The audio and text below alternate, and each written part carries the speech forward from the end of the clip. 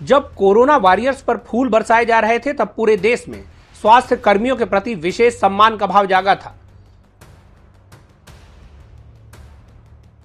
आपको याद होगा कि उस समय सड़कें वीरान थीं और लोग खुद को कोरोना से बचाने की जद्दोजहद में जुटे थे। संक्रमितों के परिजन तक उनके नजदीक जाने से कतराते थे। उस समय इन्हीं कोरोना वॉरियर्स ने संक्रमितों की सेवा की थी और जान पर खेलकर लोगों को बचाया था।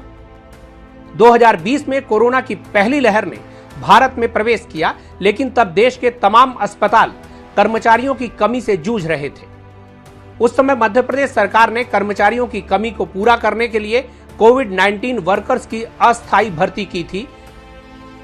2 साल तक कर्मचारी जी जान से मरीजों की देखरेख में जुटे रहे, लेकिन जैसे ही कोरोना का प्रभाव कम हुआ, सरकार ने कर्मचारियों को बाहर का रास्ता दिखा दिया। अब वही कर्मचारी अपने साथ हुए सरकारी धोखे से आक्रोशित हैं। उनके सामने भरण पोषण का सवाल खड़ा हो गया है।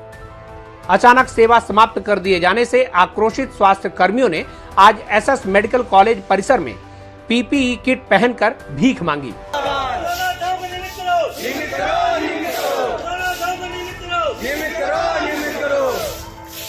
हम अपना अधिकार मांगते,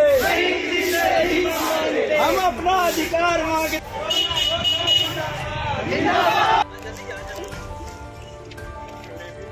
यहां कर्मचारियों का भीख मांगना भले ही सांकेतिक हो, लेकिन जरा सोचिए कि उन पर क्या फूल इसलिए बरसाए गए थे ताकि बाद में वे इस सम्मान से पेट भर सके।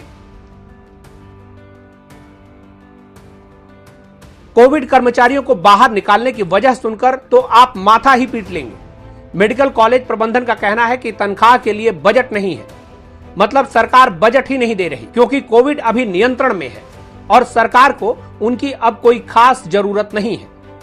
गौर कीजिए, जब लॉकडाउन था और सारी आर्थिक गतिविधियां रुकी हुई थी, उस समय सरकार के पास बजट भी था और फूल बरसाने के लिए हेलीकॉप्टर भी थे, लेकिन अब सरकार के पास पैसे नहीं है।